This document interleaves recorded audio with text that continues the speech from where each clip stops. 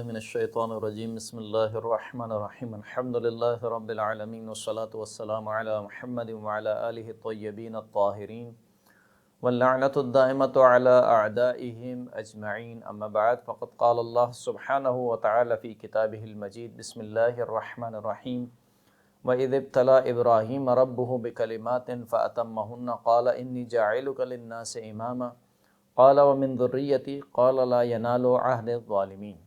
محترم سامعین کرام، حضرت ابراہیم علیہ السلام کی عظیم شخصیت کی زندگی سے وہ اقتباسات جو کہ خداوند کریم نے قرآن مجید میں پیش کیے وہ ہم آپ کی خدمت میں پیش کر رہے تھے۔ حضرت ابراہیم کی شخصیت اور ان کو جو جن مقامات سے خداوند کریم نے نوازا وہ یقیناً آپ نے سنا کہ پہلے کلپ میں بھی، یعنی حضرت ابراہیم کا جہاں سے کلپ شروع ہوا وہاں پہ ہم نے حضرت ابراہیم کا تعارف آپ کی خدمت میں پیش کیا تھا کہ کس طریقے سے خداوند کریم نے حضرت ابراہیم کو جو مقامات عطا کیے اس کا اعلان کیا، یہاں تک کہ حضرت ابراہیم علیہ السلام کو جو آخری مقام عطا ہوا وہ مقام امامت ہے۔ کہ خداوند کریم ارشاد فرماتا ہے کہ وَإِذِ ابْتَلَىٰ إِبْرَاهِيمَ رَبُّهُ، کہ جب ابراہیم کے رب نے ابراہیم کا امتحان لیا، مبتلا کیا کس سے؟ بکلماتن، کچھ کلمات کے ذریعے سے۔ اب یہاں پر کلمات سے مراد کیا ہے؟ کلمہ بسا اوقات کہا جاتا ہے اس لفظ کو کہ جس کو وضع کیا جائے اس کو بھی کلمہ کہا جاتا ہے، بسا اوقات جو ہے وہ کسی شے خارجی کو بھی کلمہ کہا جاتا ہے، کہ جیسے کہ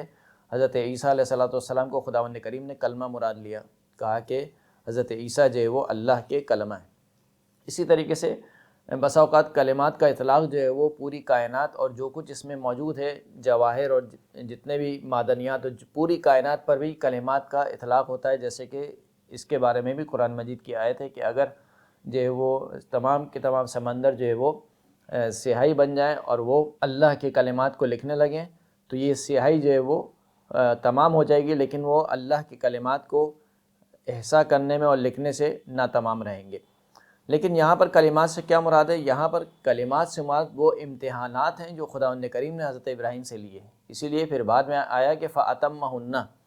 اتمہ کی ضمیر حضرت ابراہیم کی طرف ہے، کہ ابراہیم نے ان امتحانات میں کامیابی حاصل کی، یعنی ان امتحانات کو پورا کیا۔ اتمام بسا اوقات استعمال ہوتا ہے، اس کے معنی یہ ہوتے ہیں کہ نقص کو تمام کرنا، کسی چیز میں کوئی کمی رہ گئی ہے اس کو پورا کرنا، اس کو بھی اتمام کہا جاتا ہے۔ اور بسا اوقات اتمام کا لفظ اطلاق کیا جاتا ہے کہ کسی چیز کو اپنے درجہ کمال تک پہنچانا۔ تو گویا یہ آیت اعلان کر رہی ہے کہ امتحان حضرت ابراہیم کا جو ہوا اس میں نہ صرف ابراہیم نے کامیابی حاصل کی بلکہ بدرجہ کمال حضرت ابراہیم نے یہ امتحانات دیے، یعنی ایسے امتحانات کہ جس کو دینے میں اور جس سے گزرنے میں حضرت ابراہیم کی پیشانی پر کوئی شکن نہیں آیا،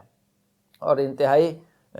خندہ پیشانی کے ساتھ حضرت ابراہیم نے ان امتحانات کو دیا۔ فَأَتَمَّهُنَّ، جب یہ امتحانات کامل ہو گئے تو قَالَ إِنِّي جَاعِلُكَ لِلنَّاسِ إِمَامًا، خداوند کریم نے کہا کہ میں تجھے لوگوں کا امام بنا رہا ہوں، یعنی یہ جو اب ایک منصب بن رہا ہے اس کا مطلب یہ ہے کہ ابھی بنا رہا ہوں، اس سے پہلے حضرت ابراہیم امام نہیں تھے۔ جب اس سے پہلے حضرت ابراہیم امام نہیں تھے تو پھر کیا تھے؟ ظاہر سی بات ہے یا نبی تھے اور رسول تھے، نبی اور رسول تھے لیکن امام نہیں تھے، کیونکہ ابھی خداوند کریم کہہ رہا ہے کہ انی جاعلک للناس اماما، میں تجھے ابھی لوگوں کا امام بنا رہا ہوں۔ یہ نہیں کہا کہ میں نے تمہیں لوگوں کا امام بنایا تھا، یہ نہیں کہا کہ فَأَتَمَّهُنَّ، جب امتحانات میں کامیابی حاصل ہو گئی تو پھر فرمایا کہ میں اب تمہیں لوگوں کا امام بنا رہا ہوں۔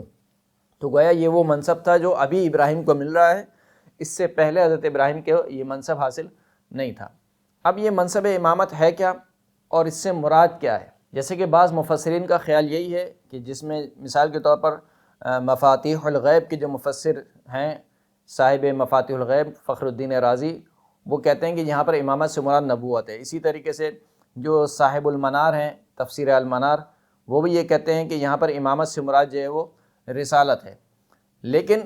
یہاں پر جیسے کہ ہم نے پہلے عرض کیا کہ یہ وہ منصب ہے جو ابراہیم کو ابھی عطا ہو رہا ہے، اور اس سے پہلے حضرت ابراہیم کے پاس یہ والا منصب نہیں تھا۔ اور جب نہیں تھا تو اس سے پہلے حضرت ابراہیم کیا تھے؟ یقیناً اس منصب سے پہلے حضرت ابراہیم نبی تھے اور رسول تھے۔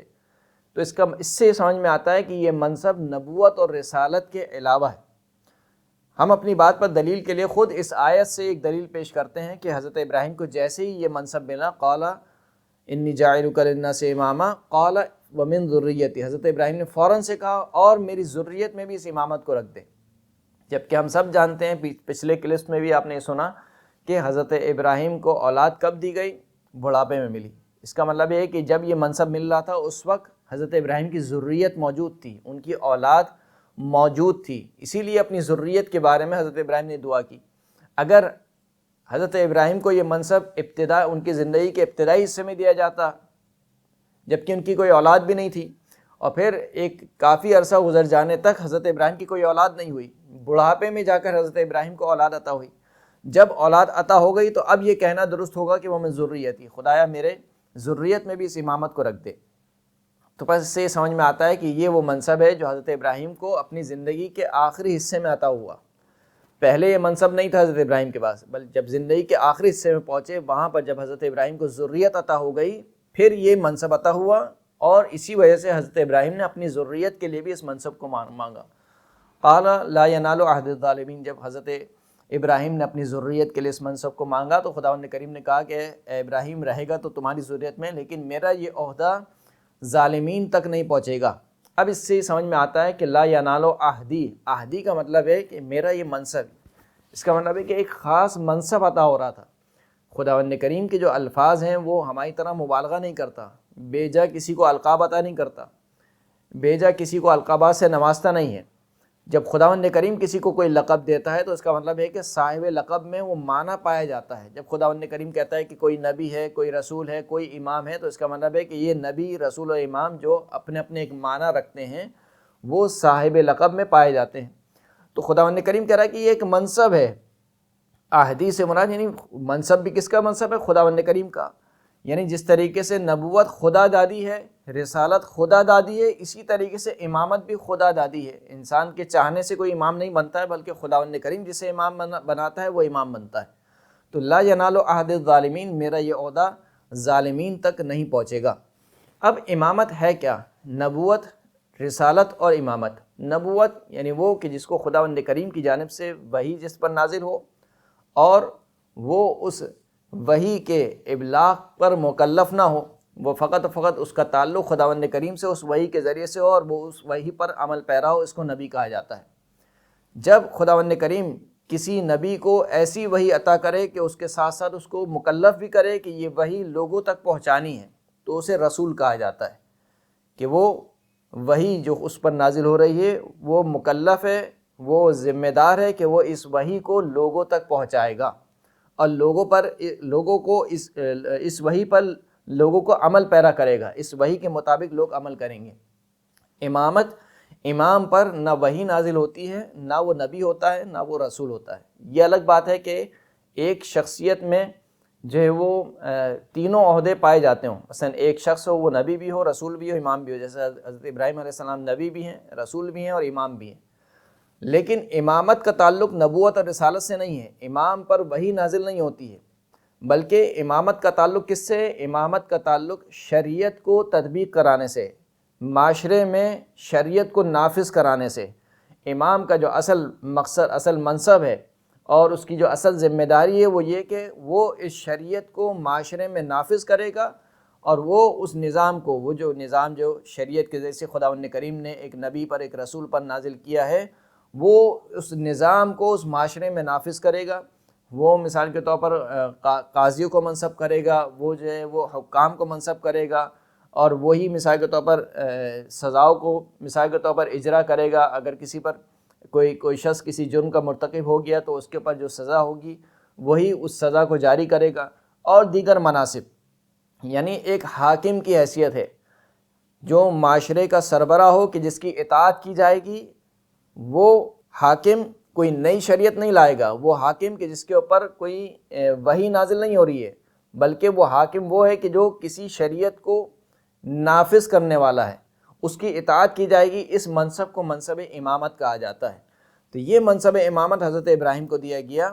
اور پھر حضرت ابراہیم نے جب اپنی ذریت کے لیے اس منصب کو مانگا تو خداوند کریم نے کہا کہ میں تمہاری ذریت میں اس منصب کو رکھوں گا، لیکن ظالمین تک میرا یہ منصب نہیں پہنچے گا۔ یہی وجہ ہے کہ جب حضرت ابراہیم کو اسماعیل و اسحاق عطا ہوئے تو اس کے بعد خداوند کریم نے ارشاد فرمایا کہ وَجَعَلْنَاهُمْ أَئِمَّةً يَهْدُونَ بِأَمْرِنَا،